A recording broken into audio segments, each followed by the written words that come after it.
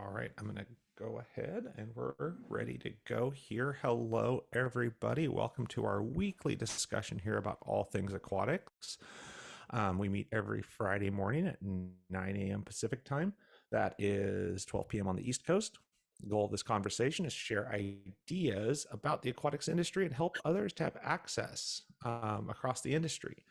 So, encourage you to go over and get signed up to get email reminders about this over at aquaticstalk.com. You can learn more about what we do there and see past conversations and sign up to join us live.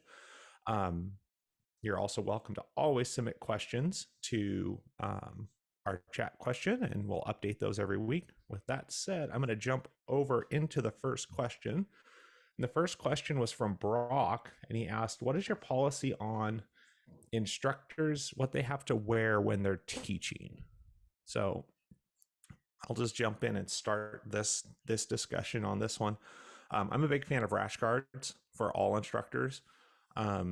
Rash guards, and then just a common uniform short that's shared and available for people. I think then they can have whatever swimwear underneath as long as it's appropriate, whether they're teaching swimming lessons or water fitness or, like lifeguarding instructors. Having those rash guards, I think, is a big help. Anybody else want to chime in on that one? I think for water fitness is that,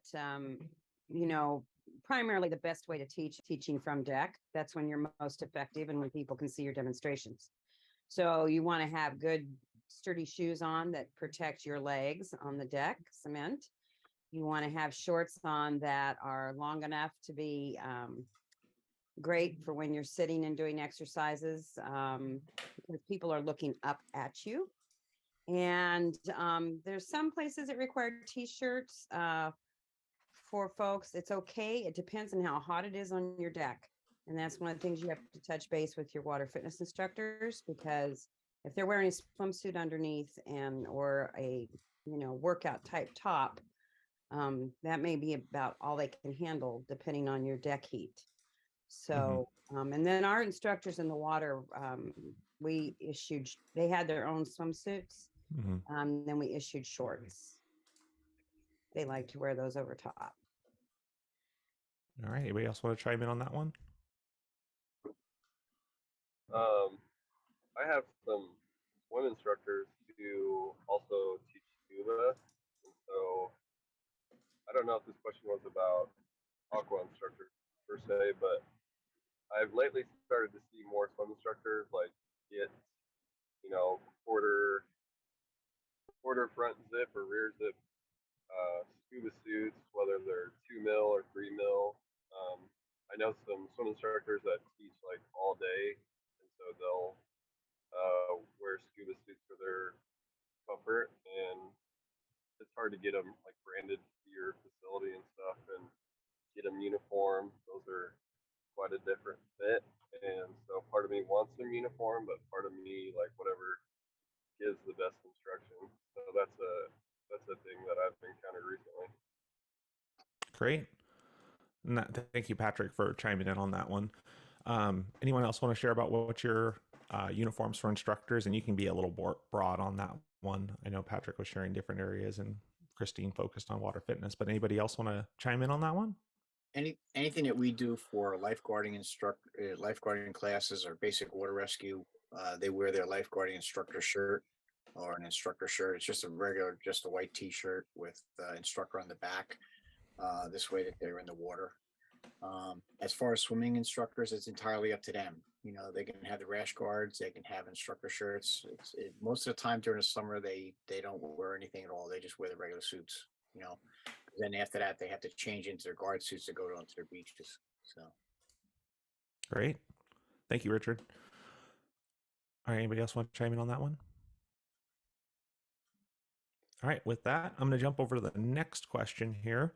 And the next question was actually something that I had queued up for last week. And it was, what stories has the group experienced with the public thinking you lived at the pool? I'm playing off the meme that Chloe shared it about a week ago about people realizing that they think you actually are at the pool more than you're at home. Does anybody want to chime in on that one? I know I've ran into where we've had, you know, young people think that like, oh yeah, I see you at the pool. Or they get really confused. They're like, I don't know where I know this person from, and you're like, yeah, I know exactly who this is, and it's always fun.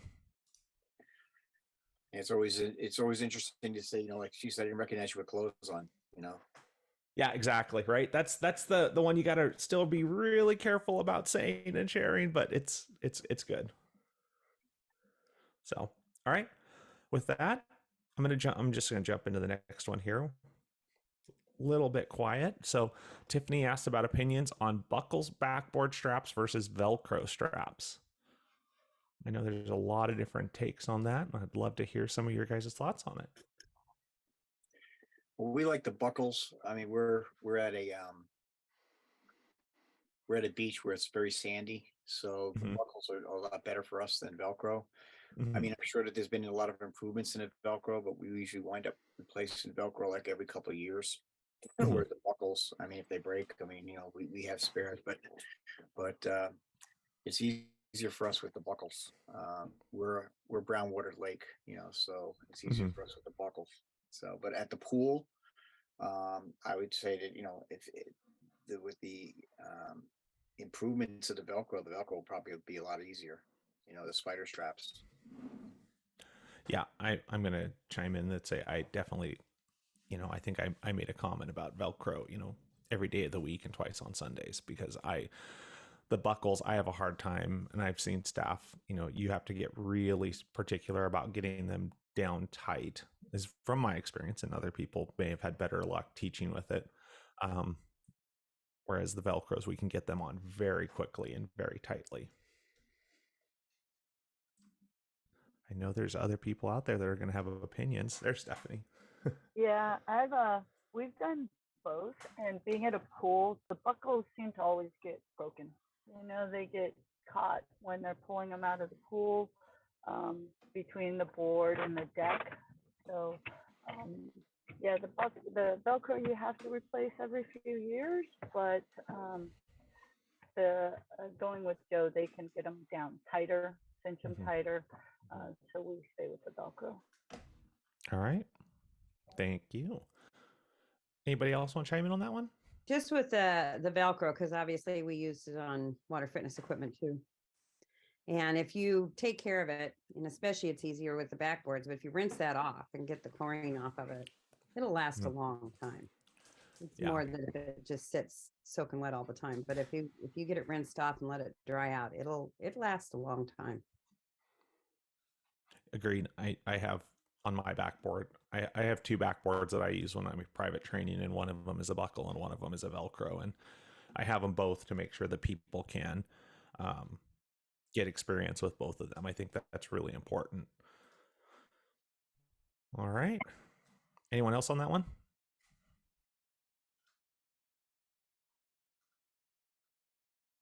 A little quiet today, everybody. Don't forget, we'll buzz through the questions really quick. If you have questions, I'll use this as an aside.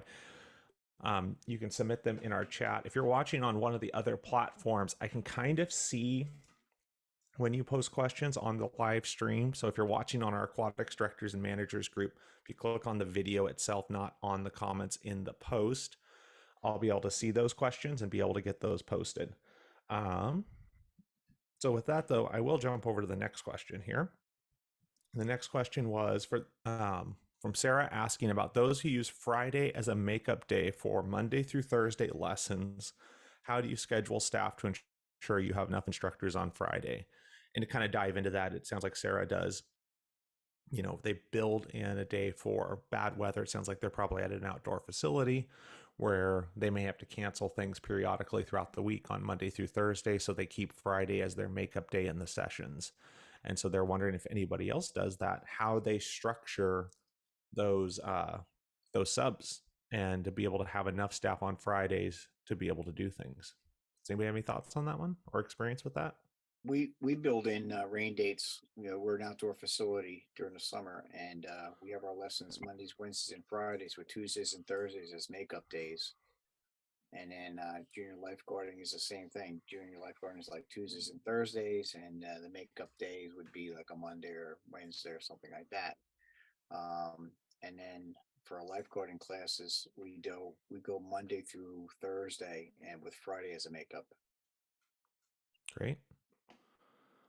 I know we like to on our lifeguarding classes. We've been doing a lot of blended learning classes on we have the in-person sessions on like a long Tuesday and Thursday. So we know that on Wednesday, if we need to, we can do some skill remediation. And then also on Friday, we can have some skill remediation. And the instructors are loosely scheduled. It's kind of the expectation to know that we're going to have at least 1 or 2 instructors ready to go for those. But for swim lessons, we tend not to do makeup days. We would just rather give them a credit on their account to come back at another day. But again, that's with an indoor facility. Yeah, that's been my experience with swim lessons, is to look at the credit if it's something that's weather related and we couldn't offer the lessons. And because, you kind of look at, I don't know, I mean, and having groups of children that aren't normally together and potentially being with instructors, they don't know how valuable is that makeup day. You know what I mean? It just sort of, I have to kind of weigh it out to what's the best for all the way around in terms of having staff, having the best experience for the children, and then making the customers happy with that. But it was, I guess it was easier to do a credit, and we did a credit. All right. Anybody else want to chime in on and anything else you do with swimming lesson modifications and things like that?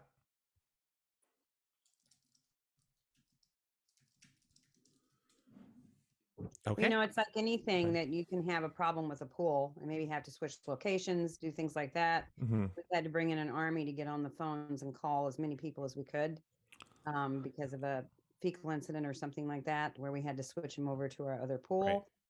And you just, that's the life of aquatics, right? You never know. Mm-hmm. You just make it work. Yep, exactly. And on that next one, we're going to actually, we have a question coming up about fecal accidents coming up shortly. So jumping into a little bit more of a mechanical question. Kaylin asks, why would an acid tube feed turn white? So she's using sounds like a liquid acid tube feeder, and the tube crystals were turning white. Anybody have experience with that one? I mean, I'll just chime in. It sounds like might be some other dissolved materials inside that tube that is just kind of crystallized, or other imperfections or impurities. My advice with any of those is, if you're using those types of tube feeders, before they even start looking like that, switch the tubes. The tubing is cheap. The tubing from your source to the pump and forward, I would much rather just replace those periodically before they even look like they start to need to be changed. That way you can not have leaks. So, any other thoughts on that one? All right, this one should be a loaded question. So I hope I can get some more discussion on this one. So Steve had a long post asking questions about dealing with a newly implemented cannabis law in his state. How do you make sure guards are not under the influence? And I think this is a really good broad-based discussion here. So anybody want to tackle this one first? Well, I had sent in that policy. I think I sent it to Steve, and he looked it over. So we've had this in place for quite some time. It's still not legal here in New Jersey, but we would treat it just like, being intoxicated. It's in, for motor vehicle laws or for criminal laws, it's under the influence of either alcohol and or dangerous drugs. So it's, the thing is that if it's impaired, so what happens is we have a policy that that they have to be fit for duty, and that there's telltale signs. There's a procedure on that. Obviously, if it's out in the open or whatever, it's almost instant dismissal. But we also have a thing for like over-the-counter drugs and prescription drugs. All right, so they have to have a note from their doctor that says that this would not impede them or impair them while they were working. And so far, it's worked. We've actually only had to dismiss one person. You know, I mean, he was it wasn't hard to do. He was smoking it on the beach while he was on duty, so I knew that wasn't hard. Jeez. Yeah. That was like a no brainer. So, um, but so far, but this is something that we're going to have to address pretty clearly. So, it's going to have to be treated almost like alcohol. That's going to be have to. Mhm. You can have a guy that drinks all the way up until like midnight, and then have to go into work at 8 o'clock in the morning. You may have to set some kind of boundaries that way, like say, okay, you have to have at least 8 hours of uh, in between, drinking or you know taking cannabis or marijuana or whatever. So Great. something that your attorneys and your human resources are going to have to take care of that too. So, but we also have a employee assistance program too. So we find that we have somebody because many years ago it used to be alcohol. So Right. we would have that. So Anybody else want to chime in on that one?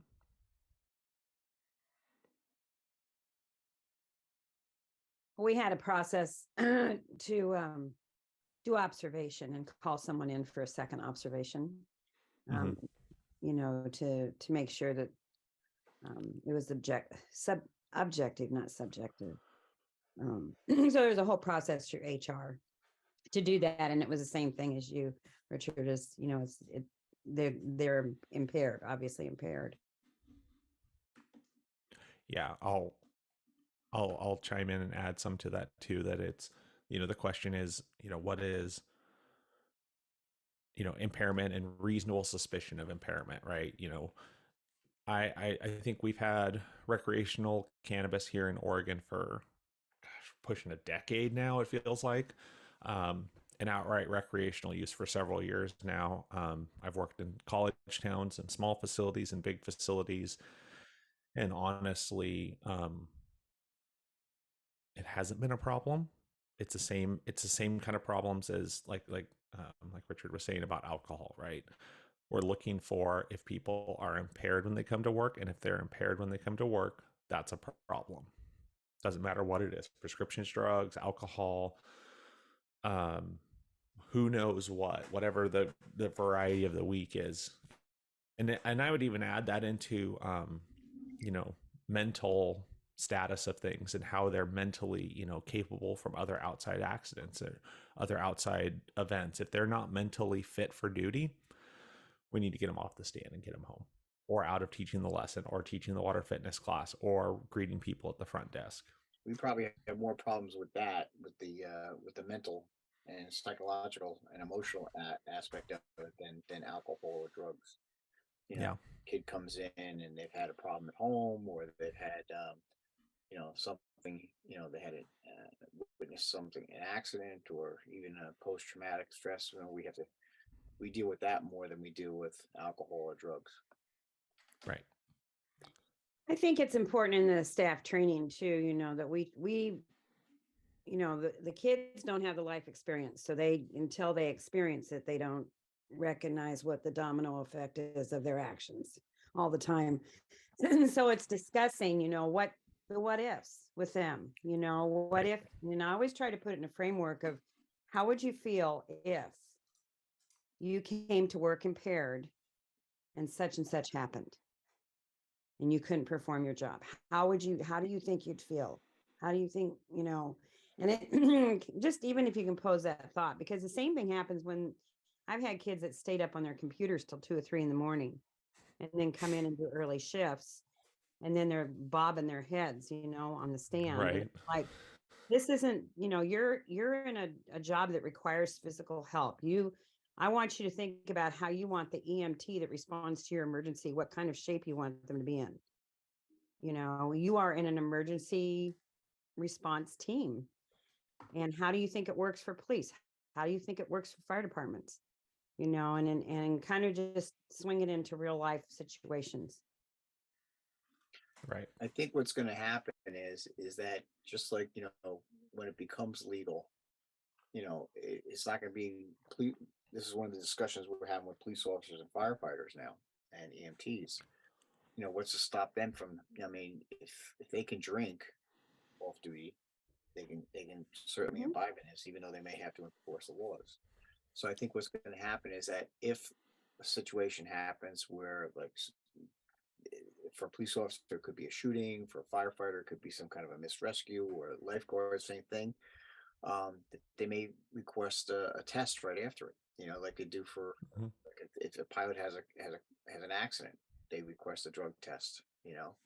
Um, so I think that might be, I think that's coming down the road, and I think maybe that you could probably put that into your policies and procedures. That if something happens to the point where it's an investigation of a drowning or near drowning, that the lifeguard on duty, um, or the guards on duty may have to submit to a drug test, a drug screening, or chemical, like alcohol, whatever. Right. And Same thought. certain agencies, because it's not federally accepted yet. So a public agency here in Oregon, even though Oregon has, kind of an open door policy on weed, the agency itself has a zero policy, a zero tolerance policy, because they receive federal monies and it isn't accepted federally. So that comes into play, and that testing is part of the procedure in the policies, even in a state where it's been around for 10 years. Right. Others?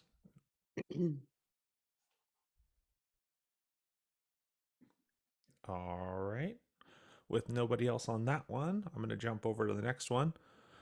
Lori asked, what is the best way to phrase pool closure due to maintenance after a fecal accident? What have you guys all said and called out your, when you have a fecal incident, how do you communicate that to the public?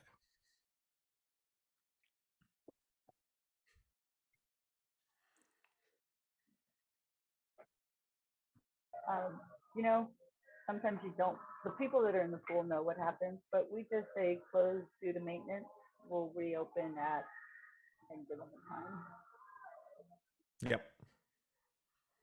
I would say that we've used a lot of water quality issue is the one that I think I'll default to most of the time. Is, like we have a water quality issue that we're addressing and we're remediating, and then we'll reopen once everything's back in parameters. Anybody else? One of the things that we had to do, because we're running a water park, and you have guests coming that you don't know, they're not registered. Right. They could be coming from anywhere. And so when this would happen, I staffed people to be in the parking lot, to talk to people in their cars before they unloaded their kids and made it up to the front door. Issued passes, gave them free passes to come back, did anything I could to make that a positive experience for them, because they've got a carload of kids that want to play. And now they got to figure out something else to do. And when we, with two facilities, if we could do it, we'd set it up at the other facility and send them that way. But that PR part goes further than just an announcement. No, totally agree on that. Anybody else have experience with that, or any tips or strategies that they've found that have worked well, or things that have not worked well? Well, when we advertised an egg hunt on our property, somebody thought we were going to do it in the dog park. Not that that's pool related, but we had to then make sure we identified where in the park it was going to be. Yeah. They were worried about kids with their dog park stuff. Right. You have to make sure you're really clear. And that's where I've made a point of talking to people that I don't spend a ton of time with when I'm sharing and creating marketing releases. Like, hey, does this make sense? Because it makes sense in my head, but does it make sense to, you that aren't in my head right now? So. And one of the things I wonder from you guys is that I just saw an increase of this as I was, going into retirement.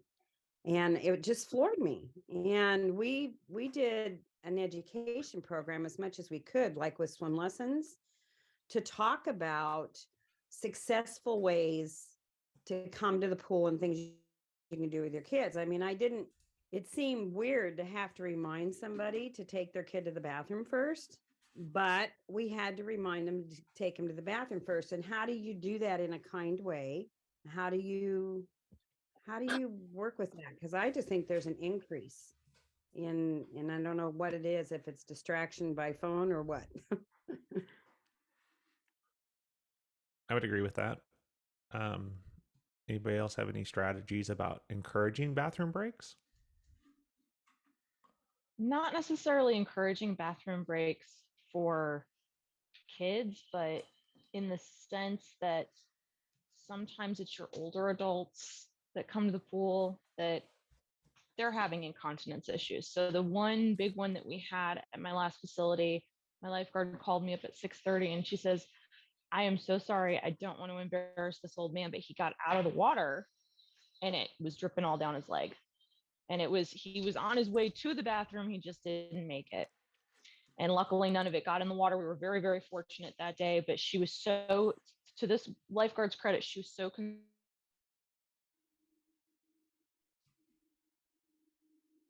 Did we lose our audio? Yeah, she froze. Okay. Well, I'll just we lost yeah, I'm at home, so my internet's not the best. But yeah, to this lifeguard's credit, she was trying her best to make sure this man didn't feel uncomfortable or embarrassed. We shut down the pool deck, maintenance came in and helped her clean, and we were able to get everything opened up really quickly. It happens, but how do you help even that older community find the time to go to the bathroom? Or most of them are getting out on their own when they need to, but I think it's not just our younger community, but our older folks too.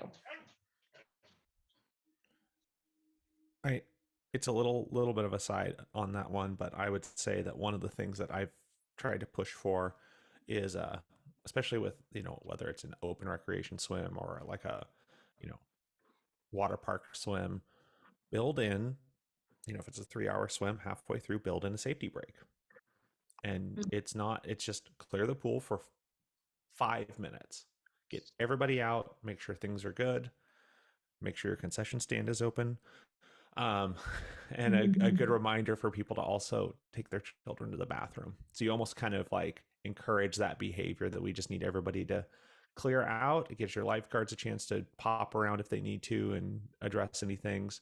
Keep it short, keep it,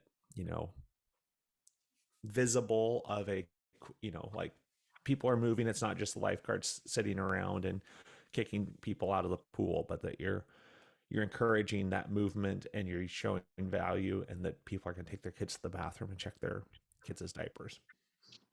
With the therapy pool Tamarack that I was running, we had that issue, Chelsea, more often because the water was warm and it relaxed people. And, very often it was just having a conversation with people and also having resources for them. So to know where and how to get adult diapers that can go on the water, there's adult swim diapers. And I've had the same thing for special needs children, and it's just a matter of knowing where those are. And if you have those answers for people, it's really good, in terms of them, where they can find that. I even had some in-house at Splash Forum. So I think that's, it's hard on people and they don't understand, but you can have a private conversation with them and get them through that. And we had a gentleman that we finally just had to ask not to come. Because it just happens so often. And he usually was in the shower, thank heavens. But it happened on a regular basis. And it was just like, this activity isn't going to work for you in this public realm, so. Yeah, and I feel like if you have more resources available, it would be good to show people. Like if you have a like printed out thing. I think there could be less stigma if, you know, just a small discrete like resource guide to be able to hand to them, because it's like you're able to say this is a, you know, a known issue with a lot of people, so we want to make sure we have resources available to you. And it's like you're not like sketch writing stuff down on a sticky note, because it's like it's something that happens so rarely. Brenda, did you have something you want to chime in on? Just for the pool breaks, when you mentioned Joe, that really helps out, especially the summer when it's super busy. So we try to keep the same hours of operation throughout the 10 facilities that we have. So everybody can kind of know, like every 50 minutes, there's going to be a break. So we don't have concessions, we show, but there's always the food truck like really close, and they will sell little things, but the breaks really help out. And Chelsea, you brought in a really good point with the seniors. Like I haven't heard anything yet from my facilities, but we do have a big population of seniors, especially the morning. And maybe what it helps us is that we have a swim team practices. So we open 5 o'clock in the morning, 6, then we close for swim team. So they're in an hour and then they have to go, or they have that session for adults, and then we close and then we reopen. So maybe that kind of help us because we force them to leave the facility somehow. But I haven't heard anything from the seniors, so that's a good point. I'm gonna be checking on that. What's going on with the seniors? Well, and that's the reason I changed our classes to 45 minutes. Because one, in the exercise, the water exercise classes for seniors, I changed them to 45 minutes from an hour, because what I was seeing was that about a third of the class was getting out to go to the bathroom and missing the last 15 minutes of class. Oh, And if they missed their stretching, number one, which is important after they've worked out. And secondly, obviously 45 minutes was enough time, they needed to go. So, and they probably weren't the only ones. So we did that, and it was a far more successful for everybody involved, you know, and they got plenty of a workout in 45 minutes. There's nothing magic about an hour. Right. And we were talking earlier about the classes, the makeup of the Learn to Swim classes and Fridays. What we're doing, and I was struggling with my camera right now, but what we're doing is we give the instructor the choice to talk to the group. And if they want to come either Friday morning or they're going to come Saturday morning, since we're open on Saturday. But it just depends also what's going on the facility. But that has worked really good, that we have an option that you talk to the group when they want to do it, and it's either Friday evening or Saturday morning. Great. Any other thoughts? I know there's a lot going on out there with all of this stuff, so it's good to, I'm really glad we're able to share resources. And I'll also make one more plug here to, please, if you have anything you want to specifically discuss, have that question ready. If you want to type it into the chat here, we can go ahead and get it ready to go, because we've only got a couple more questions left. So we have the next one that's kind of a fun one, a little offbeat one, and then we've got a couple more serious ones. And this is from me, and I'm curious, does anybody do like an elf on the shelf variant for the pool? Is it for just your staff? Is it for social media and sharing? I've seen a couple different facilities share out different ideas and philosophies where they'll do an elf on the shelf. They'll dress up their rescue mannequins, and put them around the facility as something to do. Just curious if anybody has seen anything they like on that, or has anything that they've done. Nope. No. Not this. How are they using it? Since you've seen it, what is it? So I've seen like people just share like, so they'll dress up the mannequin like the rest, like especially like the child rescue mannequins, right? The submersibles, and they'll like put it in some holiday garb, and then put it on a less used lifeguard stand, or put it up on the high dive, like the 3-meter board, and take a picture and share, you know, for the first thing in the morning, you know, like rescue mannequin Timmy was watching swimming and everything else. Just little fun things to try to build some holiday spirit, and also just have something other than just promotional stuff to share out on their social media. Okay. It's kind of fun. Idea. Yeah, it's kind of fun. We also had to be careful though, because then people would try to scare each other with the mannequins. Um, we had a round going through where the closing guard would put the rescue mannequin like in a mechanical room in a chair. So when somebody comes in, turns on the light, it would startle them. We had to actually have a talk about it in the terms of harassment and stuff. Even though it was fun, it was getting a little out of hand. So all right. I got 3 more questions. So here we go. So Samantha asks about requiring all staff to participate in normalized swim workouts. Um, how do you institute it and have control of the program? So she was talking. Go ahead. We require our guards to swim 10 minutes per day, per shift, and they have to do that within, we try to encourage them to do it within the first 2 hours. So once they set up their chairs, one will be watching the water while the other goes and does this 10-minute swim, and then they switch. And it's on the honor system. And what happens if it's busy, the supervisor, when the supervisor comes around and checks the beaches every hour, supervisor will say, okay, did you guys do your swim yet? And he'll check the book, and they haven't done it, because if they have to put it in writing that they did it. And then if he hasn't, he says, okay, listen, I'll take the chair, you guys go in and do your swim.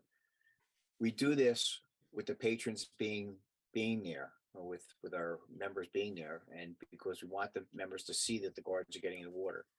Because God forbid something happen, I do investigations and stuff like this, and then I'll come up and I say, have you ever seen the lifeguards get in the water? Oh yes, they swim every day.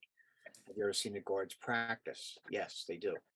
And so it's a 10-minute swim, and it's like a 5-minute, additional 5 minutes of a training topic that's picked out at the beginning of the week by the supervisors. They'll say, okay, this week we're going to practice rescue breathing in the water, or we're going to practice EAP, jumping off the chair, or we're going to practice sighting and sighting, and we're going to cross bearing, and or jumping in with your fins, or entering the water with a paddle board, or whatever. And that's only like 5 or 10 minutes. And then obviously if it's inclement weather, we suspend that, but we spend more time on training. We'll do the ask drills. We'll do go on policies and procedures. We'll give them sometime during the season, we'll give them a quiz, like, a written quiz, and say, all right, hey, by the end of the shift, you have to, turn this in at the end of the day. And it's on policy procedures. And the policy procedures are in their books right at every beach, So we have 13 beaches, and we have 45 guards. So, and then we have a 50-meter pool with 15 guards there. So, and then that's on top of our, but they have to swim every day. And if say somebody doesn't do it, peer pressure is very big. All right. So what happens is, if we find out about it, what happens is that 10 minutes now becomes 20 minutes for that person. And if it's a third offense, what happens is that 20 minutes becomes 20 minutes for everybody on the team. So all 45 guards have to swim 20 minutes. So you don't want to be that guy. So what happens is that we have pretty much like a 99% compliance. So, and it doesn't matter whether you're on a swim team or not. No, coach, Yep. it's like, I swam this morning. I did 1,000. I did 3,000 yards. It doesn't matter. This is different. Yeah. We're working here. We're paying you to swim. So then it's going to be really easy if you're a strong swimmer to do this 10 minutes of getting in the water. Yeah. So it averages out to about, for the slower swimmers, it's probably like 400 yards. For the better swimmers, like 500. It's only 10-minute swim. Great. Thank you for that. Anyone else have any thoughts on that, and requiring swimming as part of your training programs? Does anybody else do that? Yeah, we started last summer because we're getting a lot of people in the lifeguard classes that are not strong swimmers. So as a way to build on their swimming strength, we just started requiring 300 yards every week. Not a lot. It's just what they have to do for the lifeguard class. So every week they have to swim 300 yards. It is on their honor. They have to track it also. If they don't swim 300 this week, next week it goes to 600. If they don't swim that 600, then it goes to 1200. So it doubles. It doesn't add 300 every week. It will double. Um, and then if somebody is consistently not doing it, then I will add in a rescue on top of it. So they have to do their swim. They have to do it while I'm watching them, since they cannot do it on their honor. And then we'll throw in some rescues with that. But I think I like just making it 10 minutes during their shift. Just, hey, do your 10-minute swim. But yeah, we started that last year. Great. How many people here are coaches of any sport? And there's no coaches here for any sport? I mean, we treat our team like an athletics team. That's it. I mean, Mhm. you know, if you're playing soccer, if you're playing baseball, you know, a lot of them are athletes, and we ask them, says, how often do you practice? Every day. Well, then that's what you're going to do here. We're only asking, like, Right. out of a 6-hour shift, we're only asking you for like 15 minutes, 10 hours, 10 minutes in the water for that, and 5-minute training. That's it. 15 minutes out of a 6-hour day, and they're getting paid for it. So I think that's great. Yeah, no, I like that mindset. Um, I know other facilities, and I don't know if Christine, you want to talk about this, like the pre-shift in services, Uh-huh. where it's the same idea where you get them in right before. Mhm. Yeah, we did it, one, to practice skills, but in 15 minutes you can't hone a skill. You're just practicing a skill. But we also did it because it got them in the right mindset for work, because they'd all come clamoring in from school or whatever and kind of be all about that. And it would like bring everybody together as a team, get them focused on what we were going to do. And it was a paid break, or not a paid break, but a paid time to do an in-service. And I can tell you that we had a superintendent come in that took those out budget-wise on us, Mm-hmm. and there was a difference. There was a total difference, and we were able to reinstitute it based on documentation of not having as good of results during emergencies and things as we'd had before, to get their heads in the game. Richard, when you have people go into water like that during the public time, like let's say it's your 50-meter, how do your guards know it's a practice one when they see a guard hit the water? Is there some signal you use, or? No, they pretty much do that. And then also what happens is we do drills also at the same time. So what we're doing is we're also training our patrons. So Yeah. when a couple of our drills, number one would be like the junior lifeguards like this. What'll happen is our junior lifeguarding classes in the morning. And what I'll do is I'll go around and I'll see, I'll ask us, I'll say, hey, Jimmy, what beach you at today? I'm at beach 3 today. Okay, listen here. And I give them a cap. It looks like a water polo cap. So like a nylon, Mm-hmm. it fits in a pocket. And the kids know pretty much that it's okay. They'll be at 3, and the lifeguards know the kid can swim, and he's swimming all day long with his friends, playing tag, playing whatever, going down a slide, whatever. But as soon as myself or one of the head guards walk on, or the supervisor walks onto the beach, what'll happen is that he'll go underwater, put that on, and come up. And then that guard who's in the chair has to activate the emergency action plan, blow the whistle, point, and then the other guard has to go out and rescue. It takes less than 5 minutes. Mm-hmm. Right? Because what happens is when you blow the whistle, what do people do? What's your natural instinct to do? You look at the person who blew the whistle. And then what happens is we point. All right. So now what happens is now everyone's looking at where the guard is pointing. And what happens is now there could be someone, an adult or something like that might be closer than the lifeguard is to that person. So we're actually training our patrons at the same time. And the patrons love it. All right. That's just one of the drills, but we do other drills, MOB drills. We do um, mannequin drills. What we'll do is early in the morning, we'll drop a mannequin at a beach, and the guards don't know it. It's sank. And then what happens is we'll have a parent come up and say, hey, listen, my kid's missing or whatever. And we'll do a lake-wide drill. And that usually takes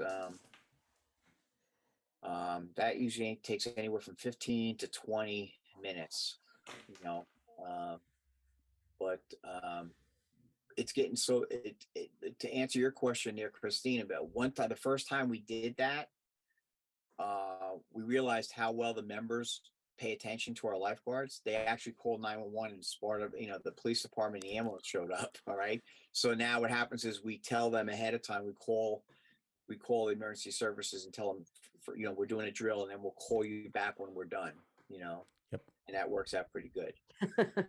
We learned That's that from great. the first time we did that. So, Right. but we do that, but we do those drills all the time. And the people, that's what we want. We want to train the people and the patrons at the same time, so they listen to those whistles and they see it. And believe me, we use the whistles very sparingly. They don't use them enough. I always yell at them that they're not using the whistles enough. Mm-hmm. Great. All right. I'm going to jump on to another question here, unless anybody has anything to add on that. Chelsea, that's on the call, posted into our chat, asking about building a lifeguarding staff. So let me just get in some of the prep stuff here. So we currently have about 7 lifeguards, half of which are pulling 40 hours a week and running double shifts. I want to recruit more guards. We live in an area that is relatively small. Have you in the last couple of years been pulling more guards into your facility? High school PE classes, community service, other options? I would suggest looking at retired adults. That for the pool there, and there may be people in the community that just want part-time, which is exactly what you want to fill those hours, and are capable of doing the lifeguarding. And I'm not saying it has to be someone 70, but I'm just saying there's adults out there that we don't go after very often. There's retired school teachers that are great with kids. And I know that Sabrina in Portland's had a great time with that for swim lesson instructors. Mm-hmm. So I think it's kind of looking at different age groups, I'll second that. I mean, some of the best staff that we've gotten have been middle-aged or older adults that are just looking for part-time work. They can especially help during the midday because they may work a evening shift or something like that. And so they're able to get in. Part of it too is, as we've had to reduce hours, we've made sure that we're telling people like, hey, we are running lifeguarding classes every month. And part of the reason that we're doing that and offering those at no cost is to try to get people involved. So we've got a couple lap swimmers that have actually, taken us up on that so they can help. We've had, I'm fortunate this community I'm in right now is in a college town. The community I live in the pool is connected to the high school. It's ran by a different organization, but they run high school PE classes that are lifeguarding. And it's a lot less common for them to have staffing problems. We were on a call today, or I was on a call a couple days ago for just an Oregon group. And somebody talked about being really tied in with their high school was one great way to be able to get those participants involved. Brenda, do you want to add to that? Just wondering if everybody's still struggling to fill the classes. We had one Thanksgiving, but we only had 5 people. We were planning to have 3 of our instructors with the Red Cross training, but we only have 5 students, and then we're gonna have another class December 19th through the 22nd. Right now, we only have 1 enrolled so far. So we started a push with the Facebook, a little bit promotion, but we're struggling to fill. And the hours that we struggle to recruit is the morning hours. So we're still, they want me to have 3 more facilities that I have not open. And it's like, I don't have 2 pool managers. We're running facilities with head lifeguards, and we're like very tight. If somebody we have enough, somebody calls in sick or they're sick, we can cover. But if too many call in sick, and right now, everybody in El Paso, it got super cold for a moment, and a lot of people got sick. So, but we're like, it's pretty tight and we're still struggling. So we're not filling our lifeguard classes, which is not usual. They were telling me 3 years ago, they were always full. So right now, no students. Yeah. Wow. We have a December class that is full with a wait list, but part of that was we teamed up with Children's Hospital and Splash Forward program in University of Washington, where um, we did it for National Injury Prevention Week. They did a whole workshop on lifeguarding and how to recruit lifeguards. And then we offer that they take the class, they work 300 hours, they get their money back.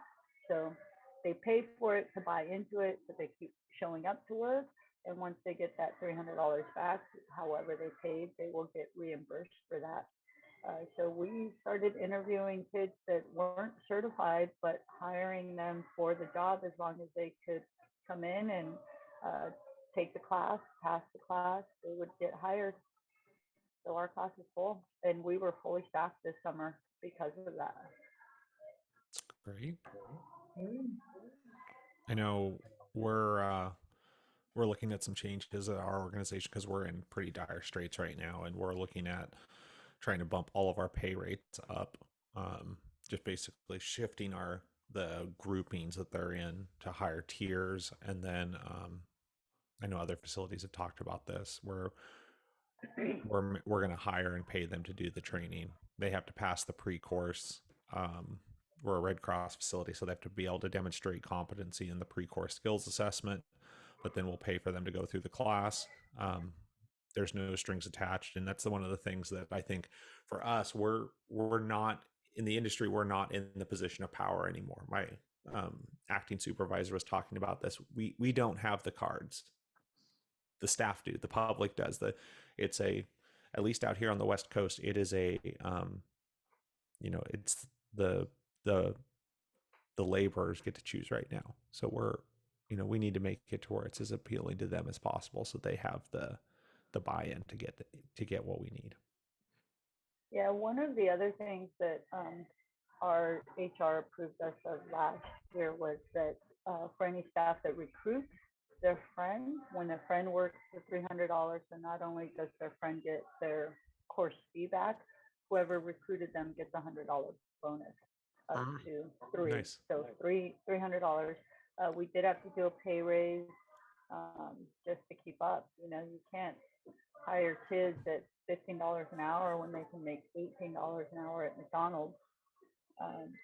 So we did do a pay raise. We do struggle during the off season with our midday shift.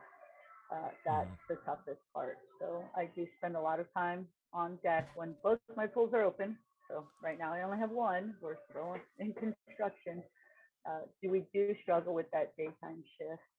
We've tried to recruit adults, but they just can't fit the class into their time. So during the off season, sometimes we do have to shut down midday a couple hours.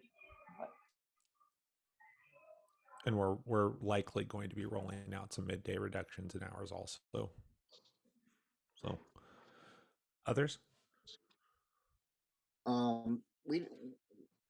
We had the same thing that somebody had before that I forget it. I think it was Brenda that said there we had 9 people signed up for our class, and after testing, we only 3 passed the test.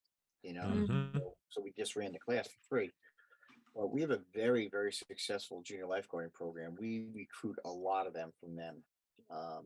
We've been running the junior lifeguarding program for a long time. We've had 50 kids in the program a year, and we usually get about 10 out of them almost every year. And we probably get our turnover is probably just like a high school, like about 25% every year. Graduate and go on to college or go on to they're out of the internships. Hurt us. Their internships kill us.